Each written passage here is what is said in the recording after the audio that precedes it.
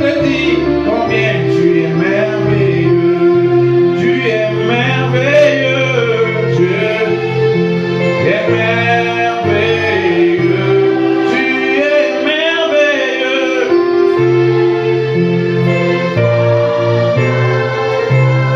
Oh, ta face, Seigneur, quand ton regard se pose sur moi. Ta grâce abonde. Seigneur notre Dieu, tu es merveilleux. Nous sommes si reconnaissants de nous rassembler encore autour de ta parole. Car il est écrit, là où seront les aigles, là où sera le corps, là s'assembleront les aigles, Seigneur. Et nous croyons, ô Dieu, la chair infaillible du Fils de l'homme, la parole, Seigneur, en ce jour est toujours fraîche. Et nous voulons, Seigneur, nous réjouir autour de cette parole, afin qu'au Dieu, en sortant ici, toutes les maladies, les infirmités, les besoins et les inquiétudes, ô roi éternel, puissent être, ô roi éternel, oubliés, mais que Père, nous puissions, ô roi, nous regarder au miroir de ta parole et voir que nous sommes en bonne santé, et voir que nous sommes en bon état, et voir que nous sommes parfaits, Seigneur. Enlève, ô Dieu, toute incrédulité et tout ce qui ne confesse pas ton nom soit nul et sans effet, alors que nous te recommandons ces instants. Laisse que, Père éternel, ta gloire qui est déjà au milieu de nous puisse encore, ô Père éternel, se manifester dans ce temps de prédication, et que, Père, nous soyons élevés dans les lieux célestes en Christ. Ô Dieu, pour ta gloire et pour ton honneur, nous te le demandons ici, dans le parfait nom du Seigneur Jésus-Christ, ce nom de rédemption, nous avons ici prié et demandé. Amen. Pendant que nous sommes debout, nous allons lire une portion d'écriture dans le livre de la Genèse, le chapitre 1, à partir du verset 26. Moi, je prends la version d'Arby. Et Dieu dit, faisons l'homme à notre image, selon notre ressemblance, et qu'il domine sur les poissons de la mer, et sur les oiseaux des cieux, et sur le bétail, et sur toute la terre, et sur tout animal rampant, qui rampe sur la terre.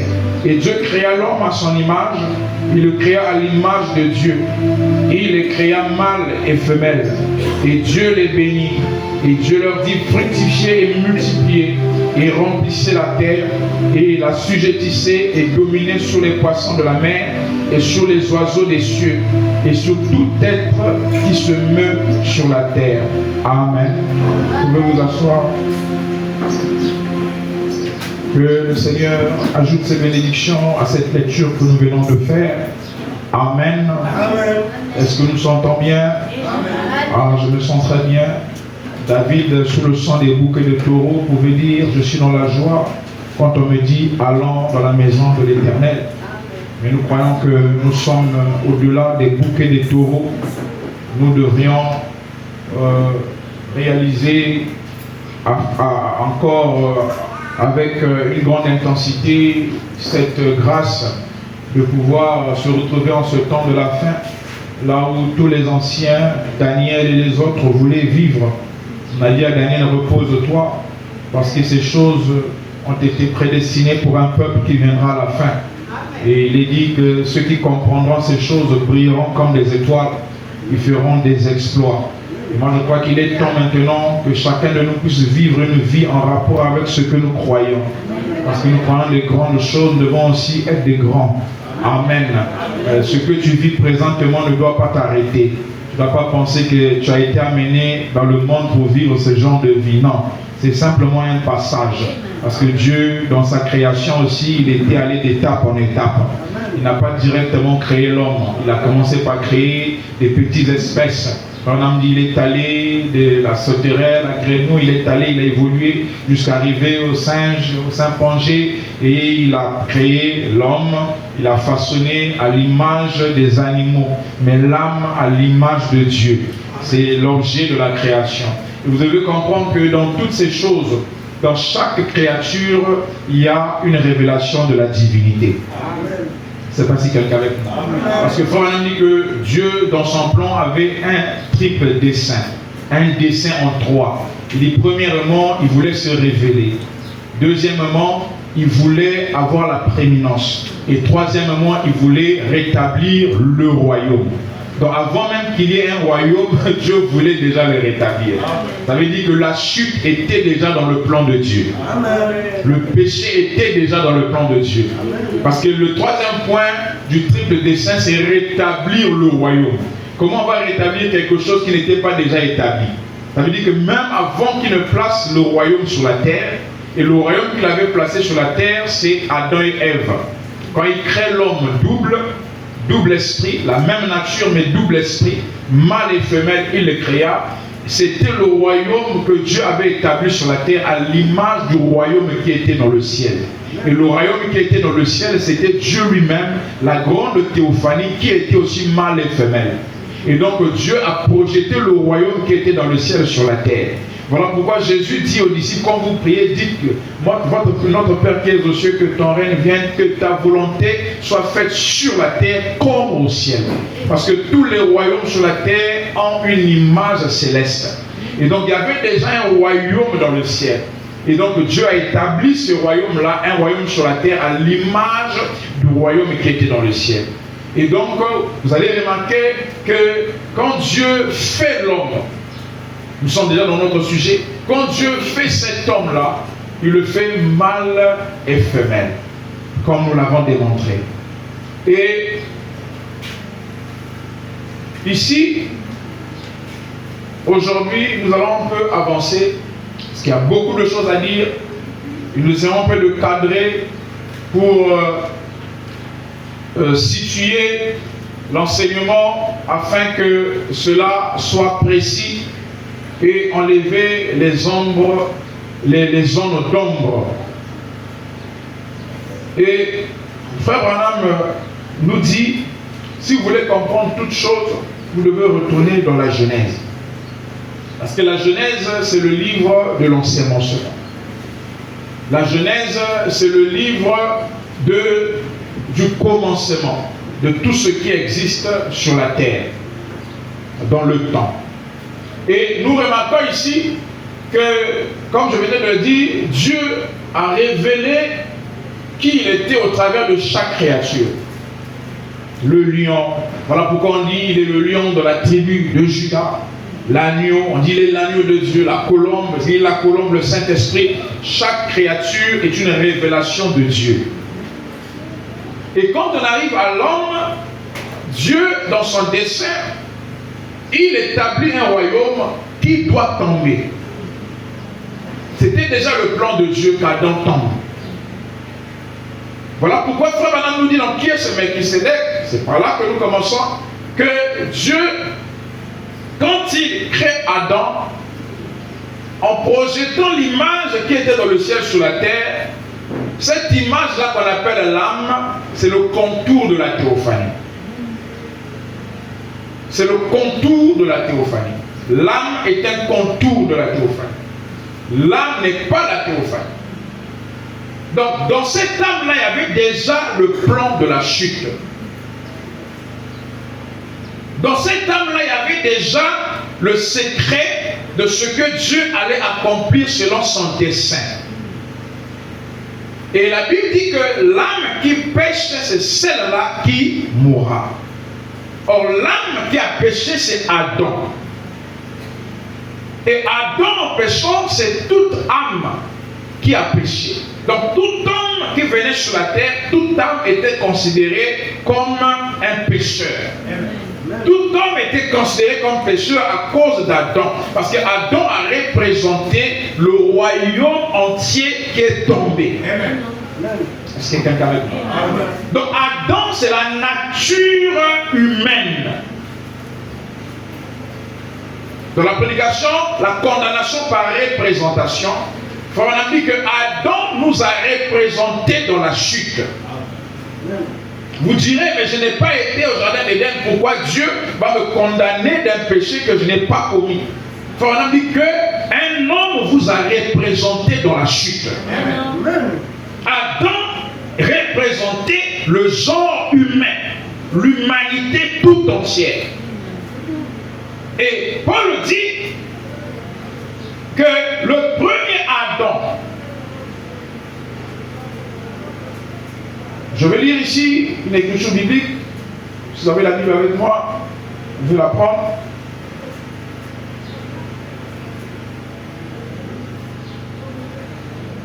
Je vais prendre dans le livre d'Éphésiens, Éphésiens le chapitre 5, à partir du verset 31 jusqu'au verset 32. C'est pourquoi, non, 1 Corinthiens, Éphésiens, on va prendre ça après, 1 Corinthiens d'abord, 1 Corinthiens chapitre 15, le verset 45. 1 Corinthiens chapitre 15, le verset 45. C'est pourquoi il est écrit, le premier homme, Adam, devint une âme vivante. Le dernier Adam est devenu un esprit vivifiant. Est-ce que quelqu'un est avec moi? C'est sur ça que nous allons nous entretenir aujourd'hui. À savoir qu'il y a le premier Adam qui devint une âme vivante. Et c'est ce Adam-là, la première nature, c'est avec laquelle tout un chacun, tout homme venait sur la terre. Voilà pourquoi on dit que l'homme est né dans le péché, conçu dans l'iniquité. C'est à cause du premier Adam, parce que le péché a été commis par lui. Donc quand on dit l'âme qui pêche, c'est celle qui mourra, on parle de l'âme d'Adam. C'est-à-dire toute âme qui a la nature d'Adam est liée à la mort. Est-ce que vous êtes avec moi? Et nous avons compris que cette âme-là n'était pas la parole, mais était l'image de la parole. Un contour. Et la rédemption nous enseigne que le second Adam vient pour ramener. On ramène quoi? Il faut même dire ramener. C'est par exemple ce micro-là qui est sur la chair. Quand on le dépose à terre, ramener, c'est prendre ça à terre, ramener ça au-dessus de la chair. Est-ce que quelqu'un avec moi? Or, nous savons que le premier Adam qui était sur la terre, Dieu l'a placé dans un corps de chair, étant mâle et femelle. Puisque mâle et femelle, il le créa. Or, ce premier Adam-là était une âme. Devient une âme vivante. Or, l'âme, on a dit, n'est pas la théophanie. Or, si Dieu avait fait ce premier Adam une théophanie, il ne tomberait jamais. Dans la suite, a fait en sorte que Dieu puisse se manifester sous la forme de ce qu'on appelle le second Adam. Et dans l'autre version, on dit le second est le dernier Adam.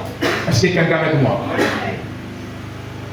Parce que la rédemption, c'est de ramener celui qui est tombé à sa position originelle. Et quand Adam est ramené à sa position originelle, il n'est pas ramené en tant qu'une âme, mais il est ramené en tant qu'une théophanie. Je ne sais pas si quelqu'un est en train de me comprendre. Parce que, à la fin, quand Dieu accomplit son plan, quand il rétablit le royaume qui est tombé, Adam, mâle et femelle, il ne le rétablit pas en tant qu'une âme, mais il le rétablit en tant qu'une théophanie, parce que la théophanie, c'est même ça, le véritable royaume qui devrait être établi au commencement. Mais comme Dieu avait un plan de se manifester, il a contourné la théophanie pour que Adam soit une âme. Et c'est dans le plan de Dieu pour que Adam tombe. Alors quand Christ vient, le second Adam lui vient pour vivifier. Frère me dit que le second Adam nous justifie et nous ramène. Donc dans la rédemption, on a la justification et le fait d'être racheté, ramené à la position. Et le second Adam dit que c'est un esprit vivifiant. Le second Adam, lui, La terre ne l'appartient pas. Ce n'était pas lui le maître de la terre. Dieu avait placé le premier. Mais comme le premier est tombé, il faut ramener pas un autre, mais le premier. Est-ce que quelqu'un est avec moi? Amen. Parce que la rédemption, ce n'est pas ramener un autre, mais c'est ramener celui qui était au commencement. Mais pas dans la même position, mais dans une position originale. Original veut dire au commencement, original veut dire ce qui est excellent, c'est-à-dire la chose véritable. Donc, la position originelle, c'est la position d'Adam en tant que maître de la terre, mais pas seulement en tant qu'âme, mais dans une position originale, en tant que théophanie. Je ne sais pas si cela entre bien. Donc déjà par là, nous pouvons déjà comprendre que la notion d'un troisième Adam ne peut pas exister. C'est pas si quelqu'un avec moi. Parce que pour qu'il y ait un troisième, il faudrait que le second ait perdu quelque chose pour que le troisième vienne faire. Non, le second, lui, il vient pour restaurer le premier. Amen. Est-ce que ça entend bien? Amen. Voilà pourquoi on parle du second et du dernier Adam.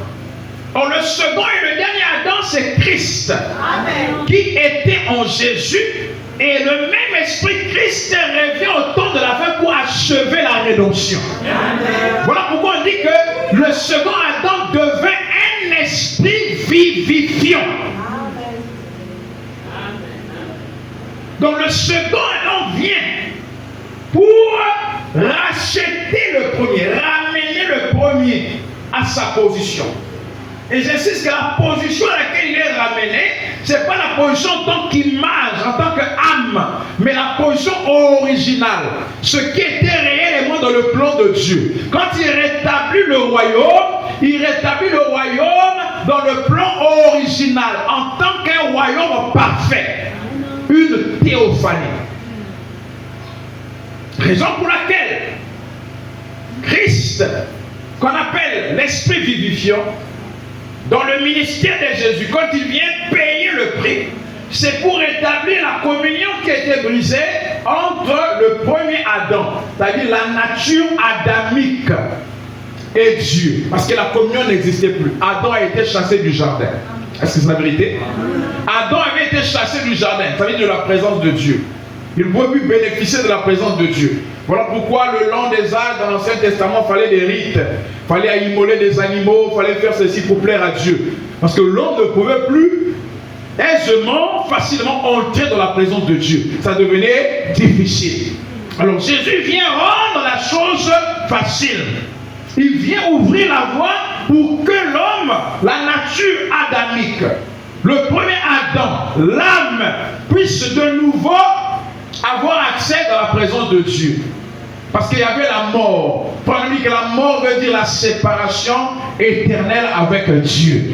L'homme était séparé d'avec Dieu. Alors Jésus vient remettre le lien de connexion qui connectait l'homme, l'âme, avec Dieu. Et cela ne s'arrête pas là. Parce que Adam ne communiait pas seulement avec Dieu, mais Adam avait aussi ce qu'on appelle le titre de propriété. Est-ce que quelqu'un est avec moi? Amen.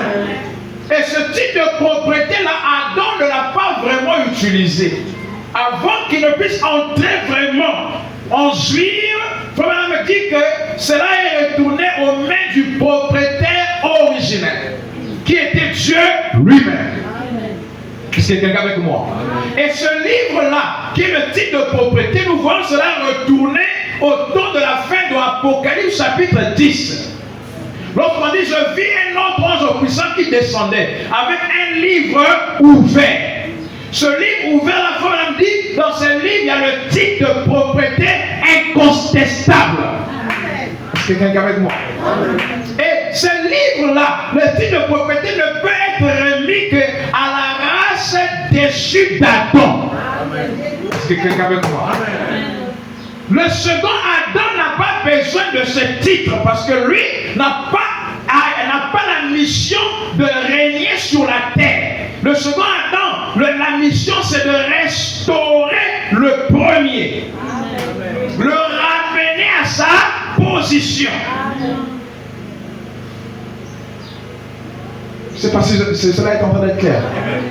Donc, Apocalypse nous ramène le livre dans lequel il y a le titre de propriété.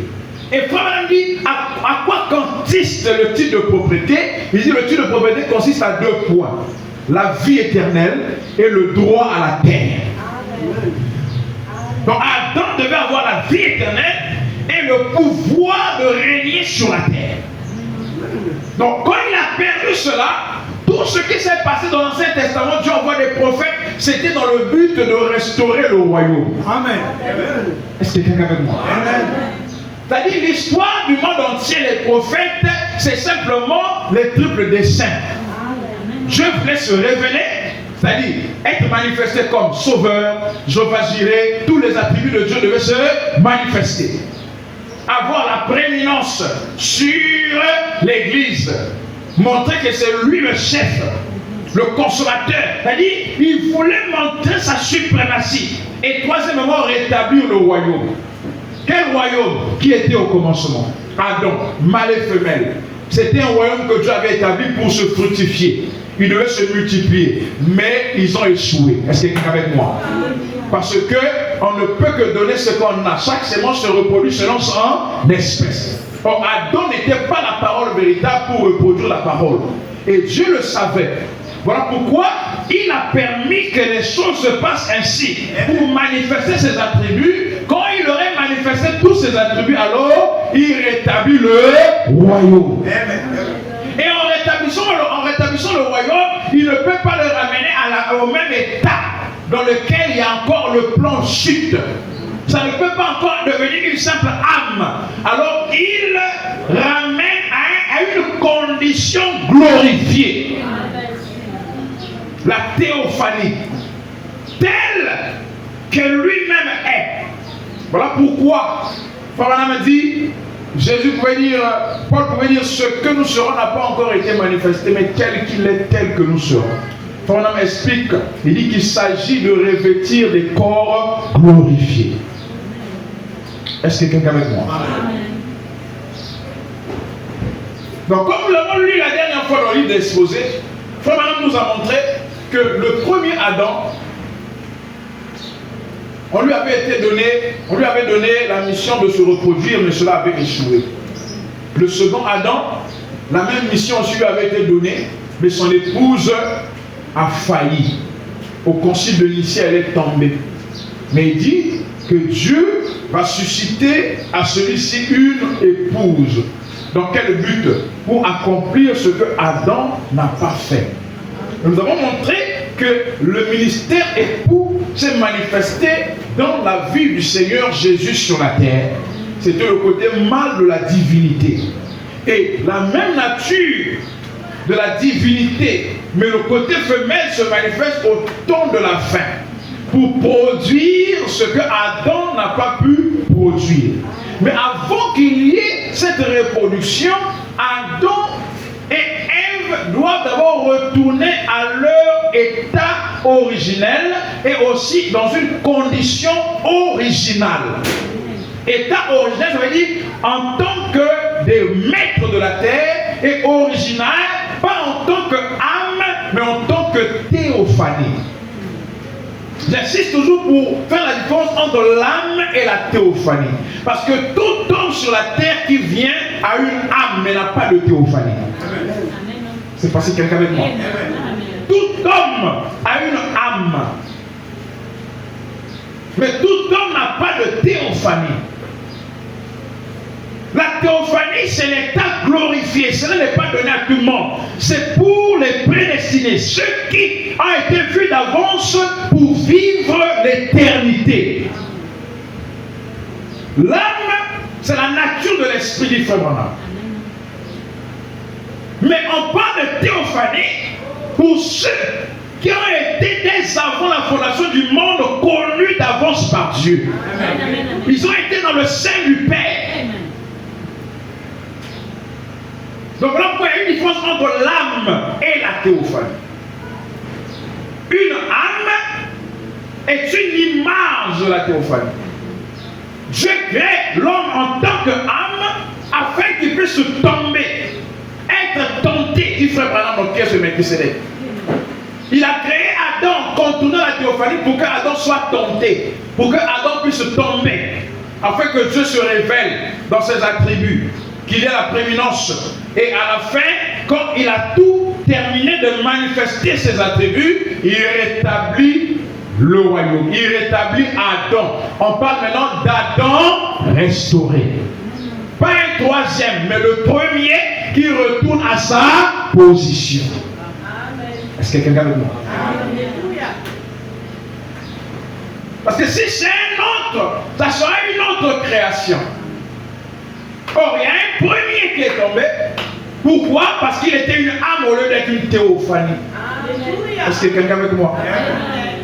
Il y a un deuxième qui vient, qui n'est autre que la parole du commencement, qui vient pour restaurer.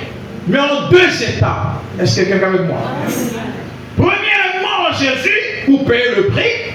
Et deuxièmement, au temps de la fin avec Branham, parce que c'est là qu'on parle du type de propriété qui a été restauré à l'homme. Raison pour laquelle vous verrez frère Branham s'identifier en disant je suis un pécheur sauvé par grâce. Pourquoi? Parce que Christ, son ministère en tant que second Adam, il doit venir pour sauver la nature adamique. Oui, ce frère Branham s'identifie comme étant Adam, le premier, la nature adamique. Chacun de nous qui vient sur la terre, nous nous identifions à Adam, la nature adamique, le premier Adam. Voilà pourquoi il faudrait que ce Adam-là, cette âme, cette nature adamique puisse mourir. Si elle ne meurt pas, on ne peut pas avoir l'impact du second Adam qui est un esprit vivifiant. On voit cela dans le cas de Uri, David et Bathsheba. Comme on a dit, David savait qu'aussi longtemps qu'Uri était vivant, il ne pouvait pas avoir Bathsheba. Donc il fallait que Uri meure. Le premier homme devait mourir pour que David soit le mari de Bathsheba. Il dit c'est la même chose. Dans l'union invisible, il dit c'est la même chose pour nous. Aussi longtemps que la vieille nature adamique, le premier Adam ne meurt pas, il ne peut pas être restauré. La nouvelle naissance demande d'abord la mort. Mourir en soi-même. Qu'est-ce qui meurt en nous? C'est le péché. Qui est le péché? L'âme qui avait péché, c'est Adam. Est-ce que quelqu'un avec moi? Et Christ vient s'identifier au péché d'Adam. Voilà pourquoi on dit le second Adam. Et il vient représenter le premier. Raison pour laquelle la Bible nous enseigne. Frère le dit d'abord. Il dit le premier Adam nous a fait sortir de la présence de Dieu. Le second Adam nous ramène. Alléluia. Donc l'œuvre de la croix et la mission de Malachie 4, c'est toujours pour ramener Adam. Est-ce que quelqu'un avec moi? Amen. Donc on ramène ce qui était déjà. La restauration, c'est rétablir ce qui était. Amen. Est-ce que cela entre bien? Amen. Donc pas besoin d'une troisième création. Non. Amen. Parce que le second, quand il vient, il justifie à la croix. Et après, au temps de la fin, il ramène. C'est là où frère Madame peut nous dire la rédemption dans sa totalité et dans la joie. Parce que si on parle d'un troisième, on n'aurait pas besoin de rédemption. Est-ce que ça sonne bien? Je dirais que ça entre bien. Si on parle d'un troisième Adam, on n'a pas besoin de rédemption. Parce que la rédemption veut dire ramener ce qui était. Est-ce que quelqu'un veut le dire? Amen. Or, c'est le premier qui est tombé. C'est le premier qui doit être restauré. Pas en tant qu'âme, mais en tant que le théophanie. C'est pourquoi quand William Branham vient, il s'identifie en tant qu'âme pécheresse, Adam, pécheur sauvé par la grâce. Par la grâce de qui? De l'esprit vivifiant. Mais cela ne s'arrête pas là. À la naissance de William Branham, il n'y a pas que l'âme, il n'y a pas que Adam, pécheur, mais il y a aussi la théophanie. Voilà pourquoi à sa naissance, il y a la colonne de feu. Est-ce que quelqu'un avec moi? Or, quand on voit la colonne de feu revenir à la naissance d'un homme, c'est-à-dire on voit le second Adam, l'esprit vivifiant, en même temps avec le premier Adam. Est-ce que quelqu'un avec moi? Donc on voit le premier Adam, la nature adamique, un homme qui s'identifie en tant que pécheur, qui est sur la terre, mais en même temps, on voit encore la gloire de la Shekinah, l'esprit vivifiant, la théophanie ensemble avec. C'est pourquoi c'est le second Adam qui vient vivifier le premier pour le ramener à une position originale. Amen. Je ne sais pas si ça rentre bien. Amen. Parce que quand on parle d'Adam, on n'a pas la photo d'Adam. Adam, quand on parle d'Adam, c'est la nature, la toute première nature humaine que Dieu a établie sur la terre. Et nous sommes tous de cette nature. Peu importe notre couleur, peu importe notre âge, nous sommes des fils d'Adam. Et donc c'est cette nature-là. Voilà pourquoi Fondam dit que Dieu n'a même pas besoin de ce corps, il connaît les éléments qui composent notre corps. Donc Adam fut tiré de la terre, Adam était spirituellement une âme, donc tout homme qui vient sur la terre est de la même nature. Mais il devait avoir un parcours. Au temps de la fin, quand Dieu termine d'épuiser ses actes de la divinité, tous ses attributs, il dit maintenant je vais rétablir le royaume. Le royaume, ce n'est pas des grands bâtiments, non, le royaume c'est l'homme. Est-ce que quelqu'un est avec moi? Voilà pourquoi Jésus pouvait dire aux pharisiens, le royaume de Dieu ne vient pas de manière à attirer les regards. Il dit le royaume de Dieu est au milieu de vous. Amen. Il était le royaume de Dieu. Amen. Le premier Adam était le royaume. Mâle et femelle établis sur la terre pour répandre ce royaume, l'extendre. Fructifiez, vous remplissez la terre. Le second Adam aussi vient en tant que royaume. Mais lui, le second Adam, il n'a pas la mission de reproduire la terre. On ne sait pas si quelqu'un veut dire. Amen. Le second Adam n'a pas pour mission de reproduire la terre, de se reproduire et de remplir la terre. Non, le second Adam a pour mission de vivifier le premier. Afin qu'étant vivifié, qu'il puisse être restauré pour accomplir sa mission qui lui avait été donnée. C'est pourquoi William Branham vient. Il est qui? Un homme. Par sa naissance, il est de la nature adamique. Premier Adam. Mais à sa naissance, il y a aussi l'esprit vivifiant. Le second Adam devint un esprit vivifiant. Pourquoi? Parce qu'il était d'abord un homme appelé Jésus et il devint. Est-ce que quelqu'un avec moi? Donc il n'est pas resté un homme. Paul dit il devint un esprit vivifiant. Le Saint-Esprit, la parole, l'onction, c'est le second Adam, c'est Christ. Et donc à la naissance de William Branham, on a le tableau du premier Adam, la nature adamique, et on a aussi le second Adam, Christ, la colonne de feu qui est là, pour vivifier le premier, afin qu'il puisse comment je veux dire, achever ou encore accomplir la mission qui n'a pas été faite, celle de se reproduire. Est-ce que quelqu'un avec moi? Disons quelque chose ici. Frère Madame dit dans la prédication le chef-d'œuvre de Dieu. Le chef-d'œuvre de Dieu prêché le 5 décembre 1964 au paragraphe 102. Il dit Il est écrit, a-t-il dit, voyez, Adam était tombé. Mais Jésus, le second Adam, ce chef-d'œuvre qui était venu en tant que rédempteur, il était venu en tant que rédempteur. Il a dit, il est écrit, l'homme ne vivra pas seulement de pain, mais de toute parole qui sort de la bouche de Dieu. Adam est tombé, mais Jésus le second vient en tant que rédempteur. Or, la rédemption ne s'arrête pas à la croix. La rédemption continue, comme on l'a dit le dimanche, avec le livre des sceaux qui devaient être brisés et révélés. Voilà pourquoi on a dit à Jean, si personne n'était dit, que si personne n'était digne d'ouvrir le livre, la nature entière devait être perdue.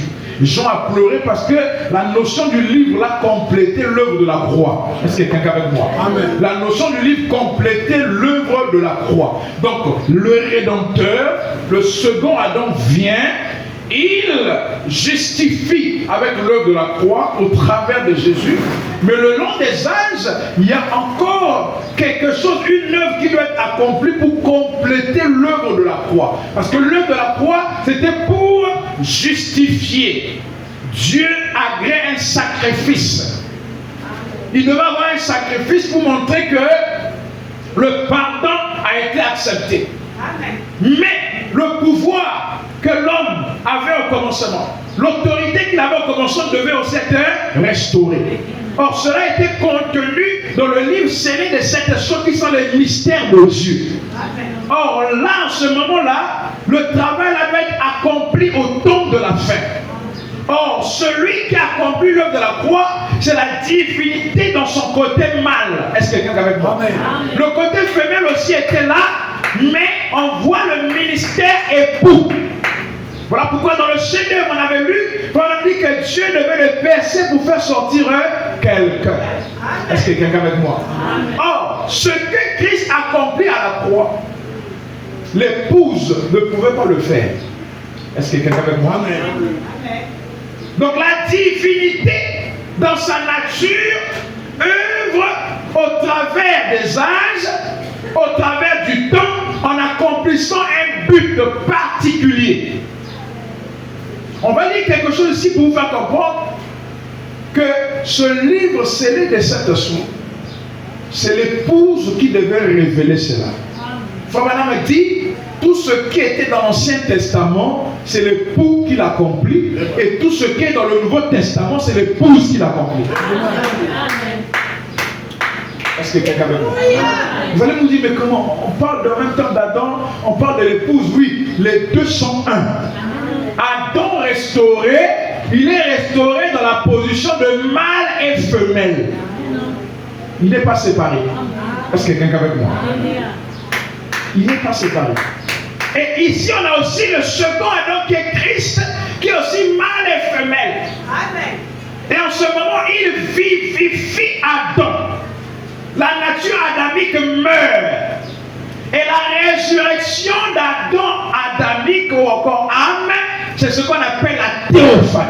Amen. Parce que la résurrection, c'est le retour à la vie.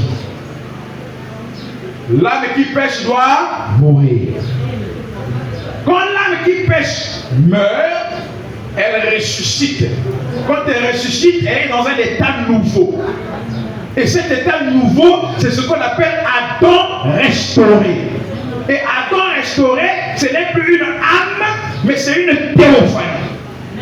Et en ce moment, étant théophanie, elle est la parole. Ou encore, Adam est la parole de nouveau qui doit maintenant se manifester pour remplir la terre.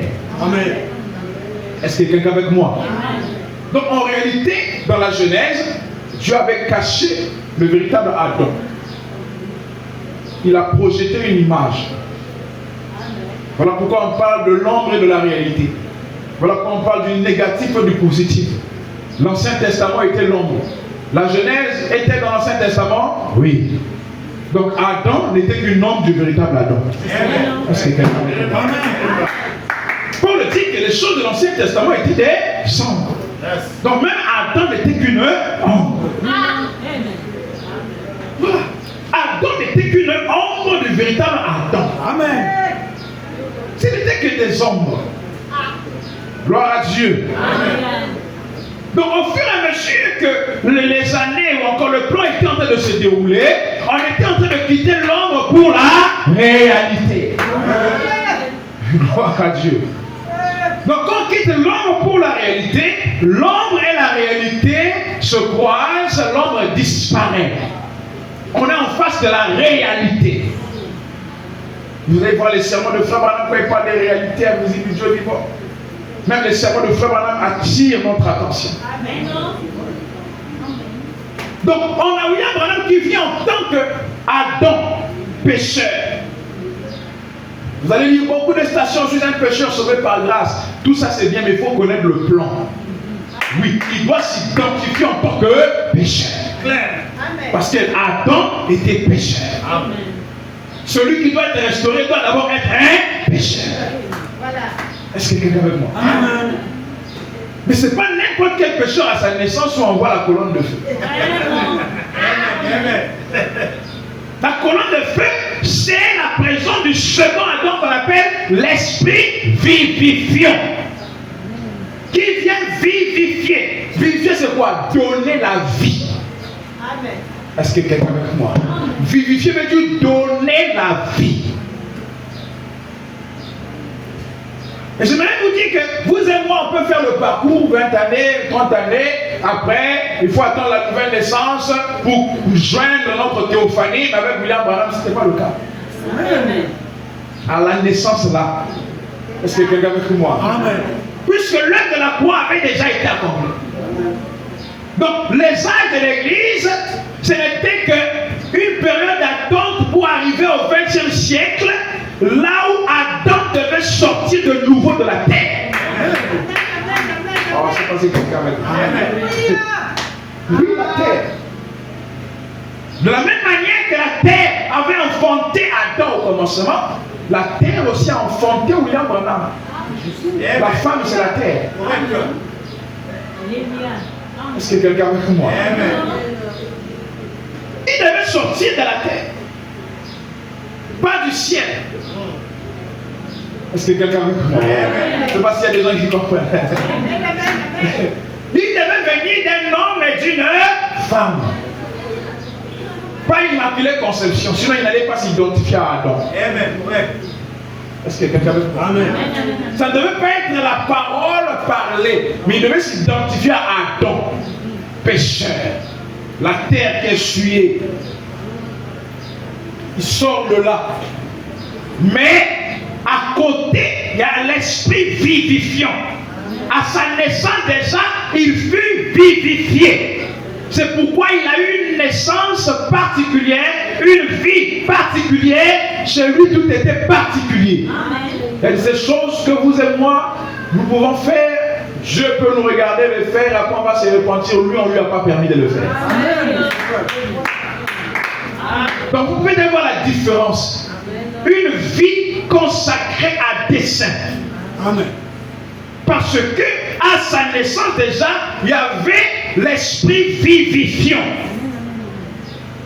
Pour vivifier Adam. Restaurer, plutôt Adam dessus, pour le restaurer. De telle sorte que les désirs, les soifs, tout était contrôlé par Dieu lui-même. Amen. Tout était contrôlé. Donc là, nous voyons Adam restauré par qui? Par Christ, la colonne de feu. Et quand il restaure cet Adam, est-ce que quelqu'un fait? Amen. Quand Christ restaure Adam, Adam devient la parole faite chair de nouveau. Amen. Parce que ce que Dieu devait faire au commencement de la Genèse, il a contourné. En réalité, Adam devait être la parole faite chair pour donner naissance au Fils parole. Mais Dieu l'a contourné. Et quand il a contourné, une fois que l'œuvre de la croix est accomplie, c'est dans un but simplement pour vivifier Adam. Amen. Déchu. Une fois que Adam est vivifié, alors le Logos Christ et Adam partagent un seul corps. Amen. Est-ce que quelqu'un veut dire? Oh, gloire à Dieu. Amen. Ils partagent un seul corps. Pourquoi? Parce qu'en réalité, celui qui peut donner des dise parole, ce n'est que la parole lui-même. Amen. Gloire à Dieu. Amen.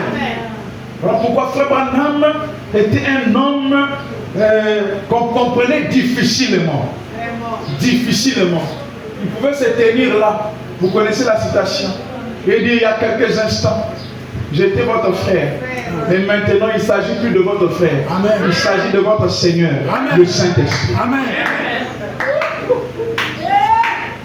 Est-ce que quelqu'un veut? Amen. Donc, une fois que l'œuvre de la croix est accomplie, en ce moment-là, les actes de l'Église, c'est simplement une période pour que Dieu arrive au temps de la fin. Merci.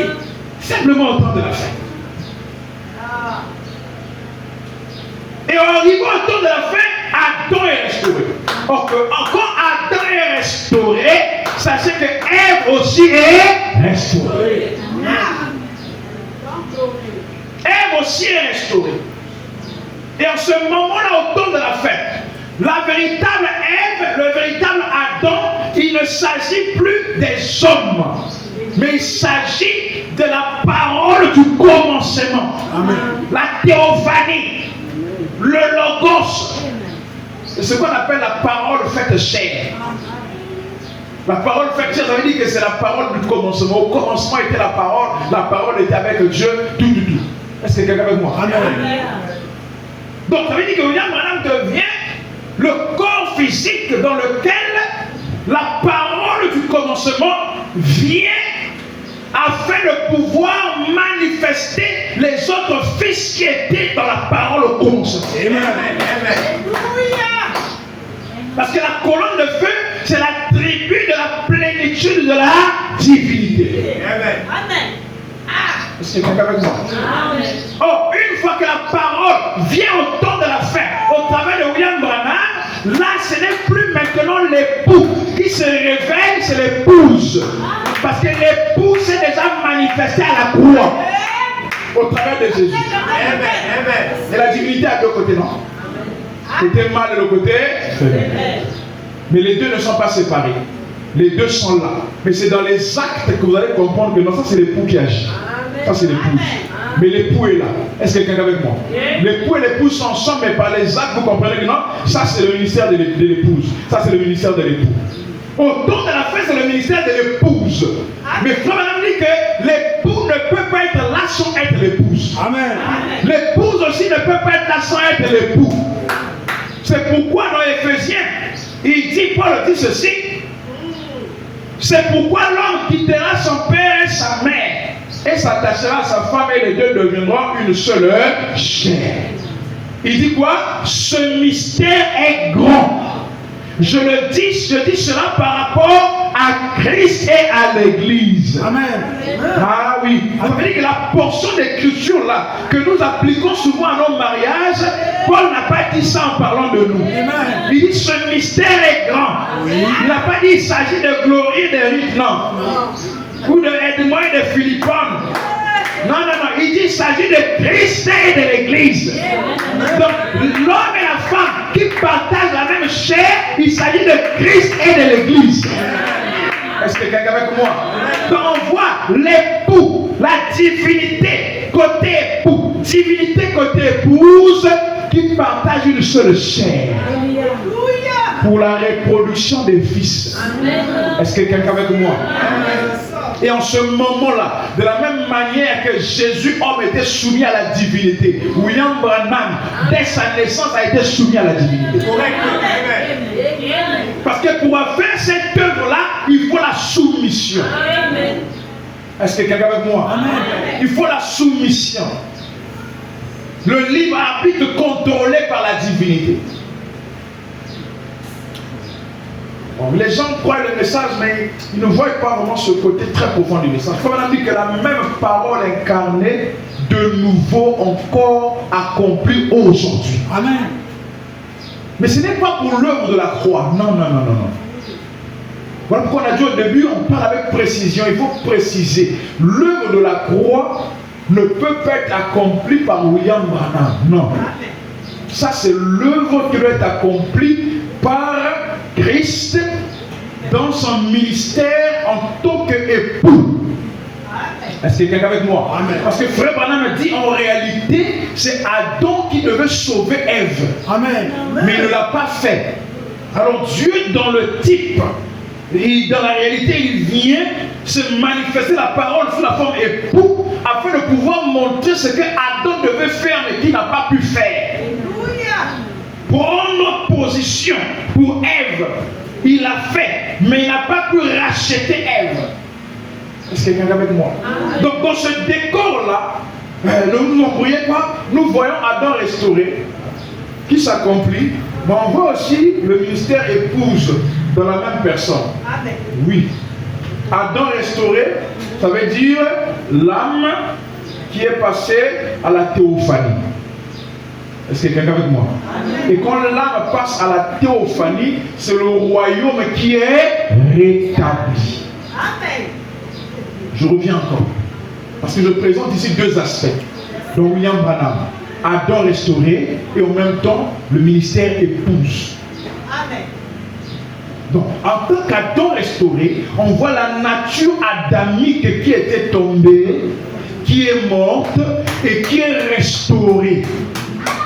Quand elle est restaurée, elle est à l'état original qu'on appelle la théophanie. La véritable condition que Dieu voulait que l'homme puisse avoir. Est-ce que c'est clair? Amen. Alors, une fois que le royaume est restauré, que Adam est rétabli, alors la parole du commencement peut maintenant s'incarner dans Adam pour produire d'autres fils paroles. Amen. Je vais encore répéter ça. Je présente deux choses. Adam restauré, le tout premier qui est tombé, la nature humaine qui avait perdu sa position, qui doit être restaurée. Or, cette nature-là avait un but et une mission. Or, cette mission ne devait pas être accomplie parce qu'elle n'était pas encore dans sa position originale. Voilà pourquoi elle était tombée. Et Dieu restaure Adam. Amen.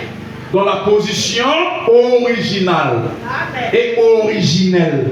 En tant qu'un être parfait. Une théophanie. Et en ce moment-là, la parole, Dieu lui-même, peut maintenant devenir un avec Adam. Est-ce que quelqu'un est avec moi? Gloire à Dieu. Où le côté mal de Dieu s'identifie au côté mal d'Adam. Et le côté femelle de Dieu s'identifie au côté femelle d'Adam. Et en ce moment-là, Adam et ses deux côtés disparaissent. Et on ne parle que maintenant de Dieu incarné. Amen. Est-ce que quelqu'un est avec moi? Amen. Donc quel but? Pour donner naissance à des dieux. Adam n'est pas devenu la parole faite chair parce qu'il n'était qu'une âme. Alors Dieu doit ramener Adam à être une théophanie afin que en ce moment Adam devienne un avec Dieu lui-même et que cela donne naissance à des fils Dieu. Amen. Amen. Merci. Parce qu'on doit comprendre que la mission d'Adam de se reproduire n'était que Dieu lui-même qui devait le faire mais sous la forme d'Adam. Amen. Amen. Il n'y a rien que l'homme puisse faire sans Dieu. Amen. Voilà pourquoi on a dit le dimanche que Dieu ne change pas de nature mais change de forme. En réalité, sur la terre, Dieu voulait prendre la forme d'Adam. Mais cela n'était pas possible là en ce temps. Il y a eu la chute, le rachat, et alors Dieu ramène Adam dans la position où Dieu peut devenir un avec lui pour se manifester. Est-ce que quelqu'un est avec moi? Et quand Dieu maintenant se manifeste avec Adam restauré au temps de la fin, donc Adam là, c'est maintenant le ministère ou le côté épouse, Ève. Est-ce que quelqu'un est avec moi? Au temps de la fin, si vous voulez voir Jésus, vous le voyez sous la forme épouse.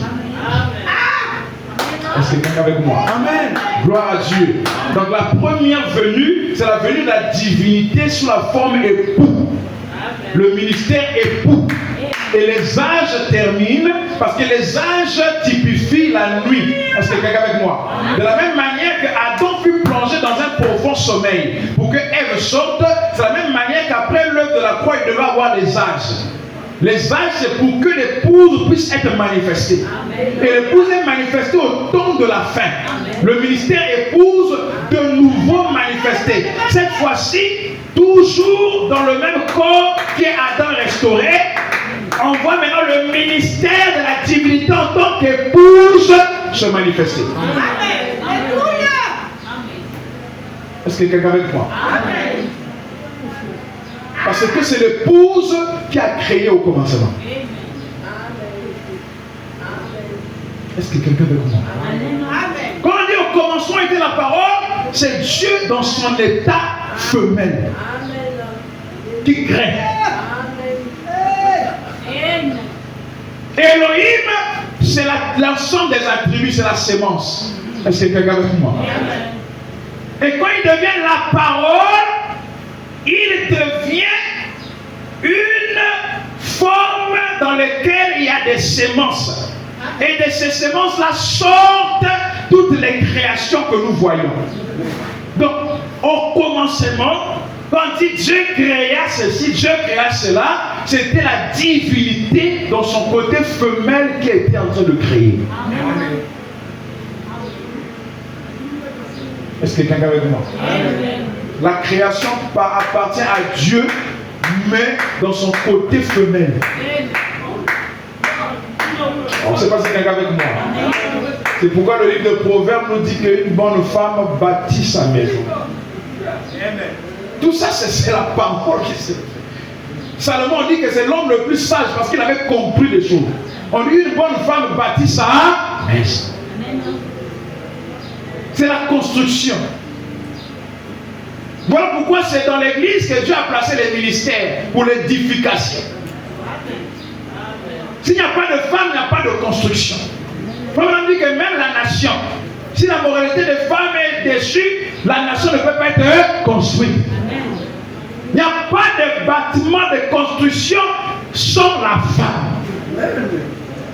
L'univers existe parce qu'il y a eu une femme au commencement. La mère de tous les humains. Est-ce que quelqu'un est avec moi? D'ailleurs, il est dit que la sémence de la femme écrasera. Mais la femme n'a pas de sémence. Pourquoi on dit la sémence de la femme? Parce que la naissance ou la création est toujours attribuée à la femme. Amen. Voilà pourquoi au temps de la fin, on ne peut pas voir des fils de Dieu s'il n'y a pas le ministère épouse. Alléluia. Voilà. Tous les attributs contenus dans le ministère époux doivent être déversés dans le ministère épouse. Il y a un transfert. Oh, écoute, lisons ceci. Pourquoi pour terminer? Oh, s'il y a des hommes dedans, ne me manquez pas de poser des questions. Parce que je sens que il y a... La Bible dit ce mystère est grand. C'est vrai, c'est grand. Dans la prédication, Dieu dévoilait, je crois au paragraphe 37, on dit que aujourd'hui nous voyons tous les types. Toutes les paraboles s'accompliront sous nos yeux. Amen. Alléluia. Donc on peut présenter William Branham dans l'antitype de Rebecca et dans l'antitype d'Isaac. Dans l'antitype d'Élézer. Est-ce que quelqu'un est avec moi? Amen. On peut le présenter dans l'antitype d'Élie et dans l'antitype d'Élisée. Amen. Tous les types s'accomplissent sous nos yeux. Amen. Mais ça nécessite une précision. Voilà. En tant qu'homme, nature adamique, il a été restauré. Est-ce que quelqu'un est avec moi? Mais quand il est restauré, la divinité s'incarne. Et quand cette divinité s'incarne, elle agit dans le ministère épouse. Parce que la divinité a deux côtés, l'époux et l'épouse. Est-ce que quelqu'un est avec moi? Le côté époux avait déjà été accompli avec Jésus à la croix. Et de là est sorti quelqu'un. On a eu la station le dimanche passé. Amen. Et ce quelqu'un-là est manifesté au temps de la fin. Amen. Avec le ministère épouse. Or, l'époux et l'épouse, c'est la même divinité. Amen. Or, ce n'est pas l'épouse qui meurt pour les enfants, c'est l'époux. Est-ce que quelqu'un avec moi? Amen. Et l'épouse prend la sémence qui était dans l'époux et manifeste les enfants. Est-ce que ce n'est pas ça la vérité? Tu peux avoir beaucoup de sémences, s'il n'y a pas de femme, tu ne vas pas les manifester. Amen. Jamais. Est-ce que quelqu'un avec moi? J'aimerais dire, faire une déclaration, il n'y a pas de manifestation des fils de Dieu sans la venue de Branham. Parce que la parole qui était faite sur en Jésus devait se faire chair en Branham pour que le Fils soit manifesté. Voilà pourquoi Dieu croit du message. Parce que l'œuvre de la croix a produit un ministère. Et par ce ministère, tu as pris la parole. Et par ce ministère, tu as reconnu qui tu étais. Alléluia. Voilà pourquoi le frère Branham dit, l'enseignement de la mère, c'est le 5e évangile. Gloire à Dieu. L'enseignement de maman Marion, c'est ça le 5e évangile. Le père a sa place, mais les enfants, pour être enseignés, ils ont besoin de la mère. Il dit c'est le 5e évangile. C'est la mère de Moïse qui l'a enseigné, qu'il était né pour être un libérateur. Gloire à Dieu. Et Jésus lui-même avait dit dans son temps, en tant que la divinité dans le ministère époux, il dit j'ai beaucoup de choses à vous dire, mais ce n'est pas encore le moment. Il n'était pas encore le temps. Parce que quand l'enseignant viendrait, le Saint-Esprit lui-même viendrait. Il dit le consolateur. Gloire à Dieu. Quand les enfants pleurent, la mère est là pour consoler. Gloire à Dieu. Et quand il viendra, il vous enseignera ces choses. C'est la divinité dans le ministère épouse qui vient nous enseigner. Gloire à Dieu. Ce que le papa a dit, les enfants n'ont pas compris, la maman prend ça, il dit le papa voulait dire ceci. Ouais, non, ouais, oui. C'est sa position. Gloire à Dieu. Et c'est la mère qui place. Voilà pourquoi même, je me sens bien. Voilà pourquoi même dans l'Ancien Testament, dans la coutume juive, c'est les mères qui donnaient les noms aux enfants. Amen. Alléluia. Quand l'enfant sortait par rapport à la circonstance, c'est la maman qui donnait les noms. Or, le nom, c'est la position. Amen. Alléluia. Et c'est au temps de la fin qu'on nous enseigne notre position en Christ. Amen. En lisant ceci pour terminer. Merci. Est-ce que nous aimons la parole? Amen. Dans le chef-d'œuvre, on va lire dans le chef-d'œuvre, à partir du paragraphe 104.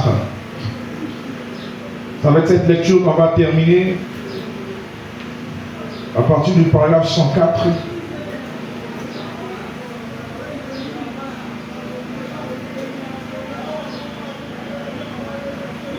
En prenant à partir du paragraphe 107 pour gagner un peu de temps.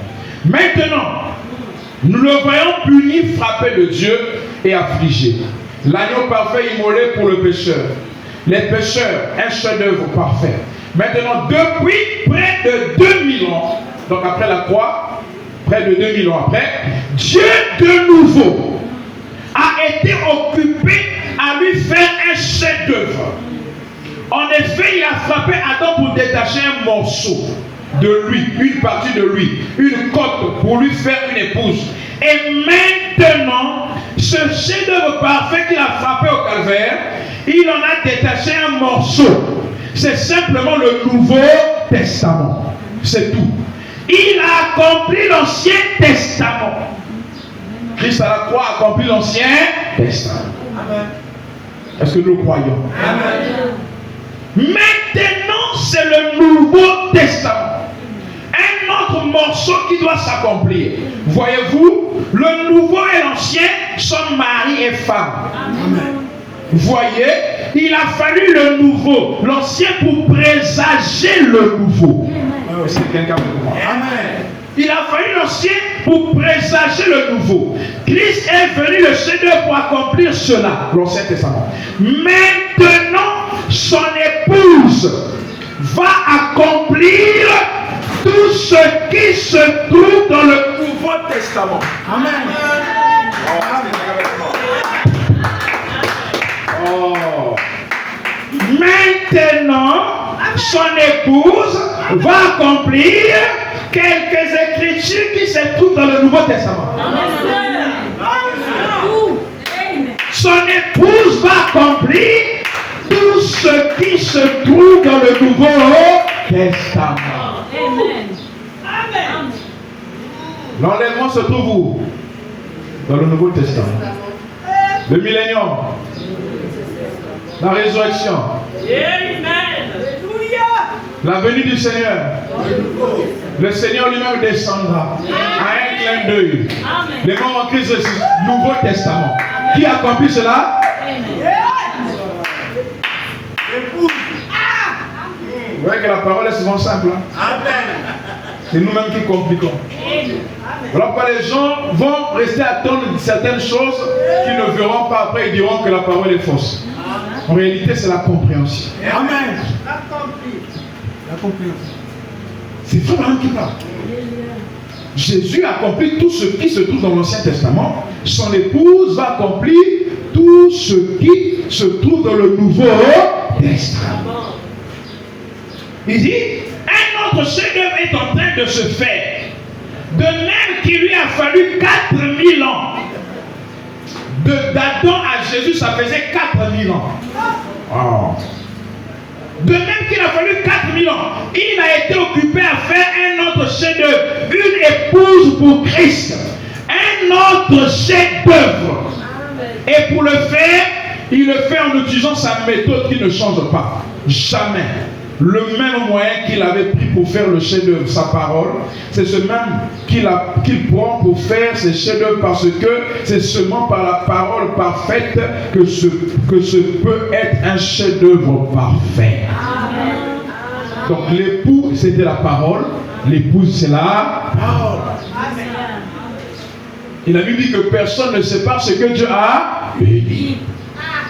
La colonne de feu nous ramène l'époux, le ministère époux et le ministère épouse. Et les deux s'incarnent dans un corps. Est-ce que quelqu'un est avec moi? Amen. Et ce corps dans lequel les deux s'incarnent représente Adam restauré. Amen.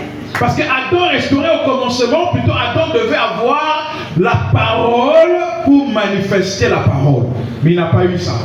Alors à la fin, on restaure d'abord Adam et après l'époux et l'épouse viennent.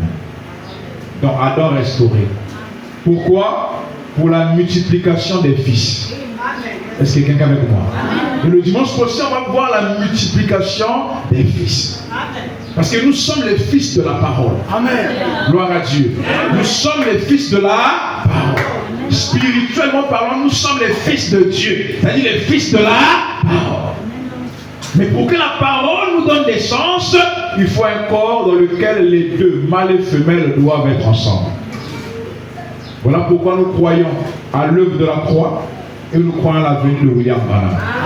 Est-ce que quelqu'un avec moi? Et nous pouvons dire comme les siens au-delà du rideau du temps. Frère Branham, si tu n'avais pas accepté d'y aller, si tu n'étais pas venu, nous ne serions pas manifestés. Que le Seigneur vous bénisse. Nous allons nous tenir debout.